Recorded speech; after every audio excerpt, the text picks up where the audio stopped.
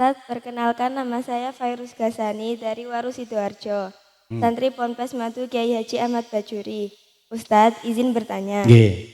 Sebagai seorang santri, bagaimana cara kami membangun budaya belajar yang kuat di pesantren agar kami tidak hanya belajar karena kewajiban, tetapi tumbuh dari kesadaran dan kemauan sendiri. Terima kasih. Wassalamualaikum warahmatullahi wabarakatuh. Waalaikumsalam warahmatullahi wabarakatuh. Luar biasa pertanyaannya. Iya, betul sekali. Nggih. Tadi dari Sidoarjo, Waru Sidoarjo. Ini membuktikan pada pondok pesantren Madinul Ulum tidak hanya santrinya dari Tulungagung, dari seluruh Indonesia. Luar biasa. Luar biasa. Ya. Oke, langsung kita jawab. Ya, baik, Iya. silakan Yai, langsung mawon. Jadi bagaimana kaitannya dengan kepribadian diri kita atau motivasi diri kita? Bagaimana caranya? Ada satu filosofi yang bagus. Telur, filosofinya telur. Upayakan pecah dari dalam, jangan dari luar. Kalau telur pecah dari luar, itu akan jadi ceplok, dadar, ora-arik, mata sapi, campur jamu, campur STMJ. Karena dipecah orang. Tapi kalau telur pecah dari dalam, maka dia akan jadi ayam, bertelur lagi, jadi ayam lagi. Motivasi dan semangat tetap dalam diri kita masing-masing. Mondok belajar itu tirakat. Tidak ada mondok dan belajar yang enak, tidak ada. Dawuhnya Imam Syafi'i, man lam yaduk murad ta'alum sa'atan tajarru'dullah jahlitulah hayati. Ayo santri dicatat besok keluar ujian. Man lam yaduk murad ta'alum sa'atan, siapapun yang tidak mencicipi pahitnya belajar, mondok, ngaji 1 jam saja, maka dia akan terjerumus pada jurang kebodohan selama hidupnya. Wa man fatahu ta'lim waqta syababi fakabir alai arba'atan liwafati. Dan para pemuda ini yang tidak pernah merasakan pahitnya tirakat, tidak mau tirakat, tidak gelem ngaji pada masa mudanya, dawuhnya Imam Syafi'i, ayo bareng-bareng kita takbirkan 4 kali karena kematiannya dia.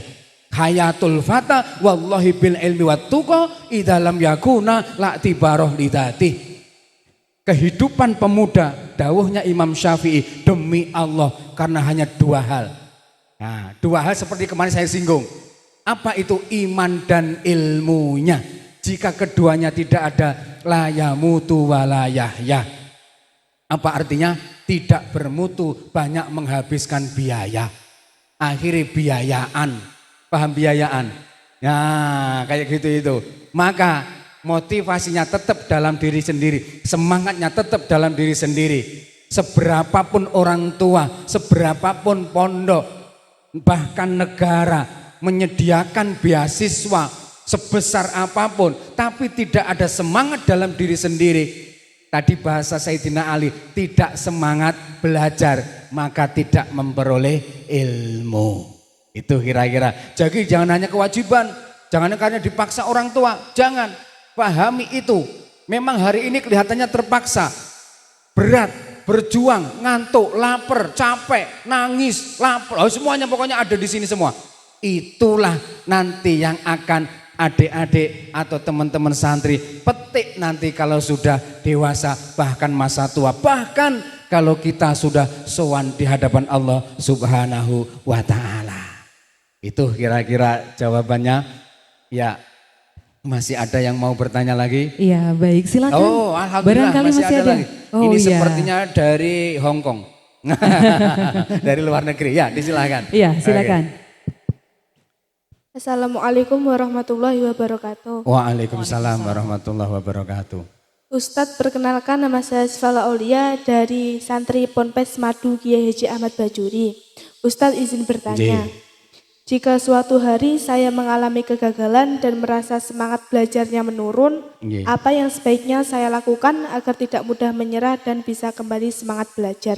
Terima kasih. Wassalamualaikum warahmatullahi wabarakatuh. Waalaikumsalam warahmatullahi wabarakatuh. Pertanyaannya langsung praktek ya, berkaitan keseharian. Betul Jika sekali. saya gagal bagaimana? Begini caranya. Ada filosofi itu, gambarannya hidup itu seperti buku. Hidup itu seperti buku. Ada bab sedih, ada bab bahagia.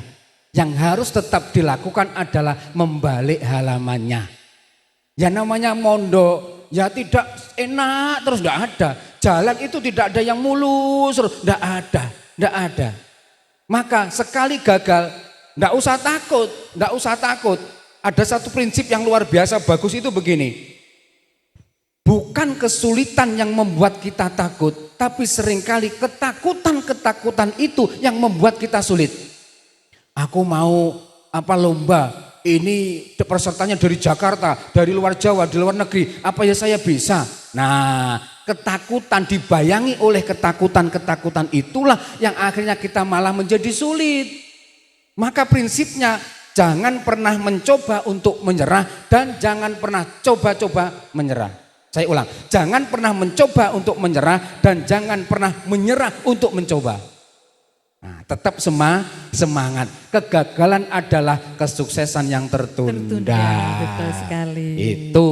Jadi tetap semangat aja. Hari ini belum sukses, besok insya Allah sukses. Besok belum sukses, insya Allah besok lagi. Begitu. Maka orang Jawa punya filosofi yang bagus. Pertama, milikilah teken. Teken adalah prinsip cita-cita kita. Maka harus punya cita-cita. Bahasa Arabnya al-hayatu amalun idza faqidatul amal faqidatul haya. Nah itu sudah dihafalkan. Hidup ini cita-cita. Enggak punya cita-cita, enggak hidup. Nah gitu kan. Maka harus punya cita-cita. Cita-cita ini di planning, direncanakan. Bagian dari perencanaan itu adalah cita-cita. Ada satu call dalam bahasa Jawa. If you fail to plan, you are planning to fail. Because nobody plan to fail, but they fail to plan. Itu bahasa Jawa. Bahasa Inggrisnya, bahasa Jawanya, jika engkau gagal dalam merencanakan, maka sebenarnya engkau sedang merencanakan kegagalan. Karena tidak ada satu orang pun yang merencanakan kegagalan, tapi banyak yang gagal dalam merencanakan. Mondok, ngaji bagian dari perencanaan sehingga harus semangat, harus tetap segar, harus tetap serius, istiqomah, sukses. Itu kira-kira. Betul sekali. Oke. Ini jawabannya relate sekali dengan yang saya alami saat ini ya. Jangan takut-takut ya. Iya. Nah, jadi jangan takut-takut. Jangan takut. Iya. Seperti buku itu loh. Ada bab sedih, bab bahagia. Oh aku mau capek, aku harus ngaji, capek, enggak mau. Enggak bisa. Sudah jalani dengan sebaiknya. Besok akan bahagia. Atau seperti main tali, lompatan tali. Pernah main ya? Nah, namanya lompatan tali. Bahasa Jawanya diontang-anting nih. Kadang ya di atas, kadang ya di bawah. Tapi rumusnya harus tetap tersenyum, ndak boleh nangis. Lek nangis dolanane bubar. Halo, paham? Nah, gitu kira-kira. Semangat, oke? Santri semangat. Ya, luar biasa sekali. Okay. Ada ini Yai, Okay. juga filosofi Jawa mungkin ya. Okay. Siapa yang tekun, Nah, gitu ya. tadi masih saya belum selesai. Iya. Ya, siapa yang tekun itu, kaitannya tekun tadi itu ya. cita-cita. Lanjutkan dengan tekun. Rajin. Kenapa? Orang yang tekun, orang yang rajin bisa mengalahkan orang yang cerdas. Orang yang cerdas. Cerdas, tidak rajin masuk. Lama. Tapi walaupun tidak cerdas, rajin masuk. Disiplin masuk sekolah mondoknya. Setelah punya teken, lanjut dengan tekun, cepat tekan. Nah, cepat sampai pada cita-cita tadi. Itu filosofi orang Jawa. Luar biasa, Yeah. Masya Allah. Oke, masih ada yang bertanya? Oh masih ada masih ternyata. Ada. Alhamdulillah. Ini kira ya. Karena topik kita hari ini benar-benar sesuai dengan ini okay. para pemuda-pemuda Ini masa depan. sepertinya ya dari Silakan. Saudi Arabia ini ya. Assalamualaikum warahmatullahi wabarakatuh. Waalaikumsalam warahmatullahi wabarakatuh. Ustadz, perkenalkan nama saya Naili Rotul Maulida Aziza dari Ponorogo, Wah, santri Ponpes Ponorogo. Madu Kiai Haji Ahmad Bajuri. Ye. Ustadz, izin bertanya. Ye, monggo. Sebagai seorang profesor, tentu Prof memiliki kedisiplinan belajar yang tinggi. Bisa diceritakan tidak, Prof, bagaimana tips atau rahasia Prof dalam mengatur waktu antara mengaji kitab, belajar materi umum, dan beristirahat agar semua bisa berjalan seimbang. Terima kasih. Wassalamualaikum warahmatullahi wabarakatuh. Waalaikumsalam warahmatullahi wabarakatuh. Ya, tepuk tangan. Nah. Wah, ini langsung ditodong ini ya. Iya ini wah, langsung Ditodong untuk ini saya. sharing Sharing tipsnya pengalaman ini. tipsnya. Baik. Pengalaman. Bagaimana pertanyaan yang luar biasa. Salah satu kunci sukses belajar dan mondok adalah disiplin dan tepat waktu. Ini kunci suksesnya. Maka kita lihat dalam banyak Al-Quran, Allah bersumpah dengan apa? Waktu. Wal asri, wad duha, was subhi, wal lail, dan masih banyak lain. Artinya apa? Betapa penting dan berharganya manajemen waktu, menghargai waktu. Seringkali wong Indonesia ini terkenal jame karet. Jam 7 masuk undangan, datangnya jam 7:30, maka setengah jam sudah terlewati. Jika engkau pengen tahu betapa pentingnya waktu, tanyakan kepada mereka yang ketinggalan pesawat. 1 menit saja, Pak pilot balik lagi saya terlambat. Tidak bisa, tinggal sudah. Bener kan? Jika pengen tahu betapa pentingnya waktu, tanyakan kepada mereka yang ikut lomba lari maraton. 1 detik saja kalah sudah. Nah, maka manajemen waktu menjadi penting. Setiap manusia diberi waktu yang sama 24 jam. Tapi hasilnya sama enggak? Banyak yang berbeda. Artinya apa? Mengatur waktu kita. Ustadz, ini di pondok ya Allah jadwalnya itu penuh, tidur ada jarang. Alhamdulillah, syukuri itu. Syukuri itu. Kalau pengen sukses di pondok, 1, kurangi banyak makan, kurangi banyak tidur, kurangi banyak bicara. Sukses. Ojo pangga turu neng pondok. Ya, jangan turu tidur aja. Oke, jadi prinsip saya itu ketika saya bisa apapun aktivitas yang saya lakukan, maka itu saya lakukan dan tidak menunda-nunda pekerjaan atau tugas. Sesuk ae lah digarap, sesuk ae dikerjakan. Tanda-tanda itu. Maka penting kita mengatur waktu, kita masing-masing punya 24 jam sama, tapi bagaimana mengatur dan menggunakan waktu itu kunci suksesnya. Gitu kira-kira. Nggih. Alhamdulillah. Ini masih ada pertanyaan atau kita dengarkan lagi lantunan? Masih ada waktu untuk bertanya? Ya, mau bertanya? Enggak, sudah cukup. Di sebelah sana ada yang... Mungkin Munji, Iya. sebelah sana. Mic. Iya. Wah, ini ada mic-nya. Monggo. Nggih. Alhamdulillah, ini jam berapa bukanya? Assalamualaikum warahmatullahi wabarakatuh. Waalaikumsalam warahmatullahi wabarakatuh. Mohon izin Ustadz, Perkenalkan nama saya Nur Hamzah dari Karanganom Kauman Tulungagung yang sore hari ini membersamai ibu-ibu tim hadroh yang berkesempatan untuk bisa hadir di sore hari ini. Mungkin ini di luar tema, Tat. Ini juga mewakili teman-teman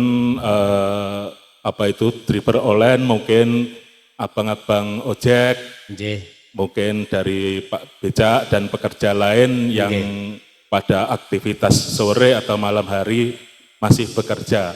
Dalam artian pertanyaan saya yaitu pada saat sholat taraweh, saat ini kami kan terkadang itu masih bekerja di perjalanan. Nah, terkadang asumsi di masyarakat itu, wah ini wayai Ramadan mestinya ya sholat taraweh, mosok panggah kerja. Ya di sini ya memang kita pernah mendengar perkataan, tapi sore hari ini pengen jawaban langsung dari Ustadz terkait pertanyaan saya yaitu dari masalah itu bagaimana sesuai dengan hukum Islam itu bagaimana. Terus yang kedua, terkait fenomena penukaran uang, pada hari raya ini khususnya mendekati. Lah ini menurut pandangan panjenengan atau Islam terkait uang, penukaran uang itu hukumnya bagaimana? Kita inginnya kan mesti pada hari raya semuanya baru, termasuk juga uang baru. Siap. Mohon maaf, begitu saja. Assalamualaikum warahmatullahi wabarakatuh. Waalaikumsalam warahmatullahi wabarakatuh. Terima kasih. Ya, Luar biasa. Luar Ada biasa. dua pertanyaan. Yang pertama tadi berkaitan dengan bapak-bapak kita, saudara-saudara kita yang bekerja dan itu di saat tarawih dan sebagainya.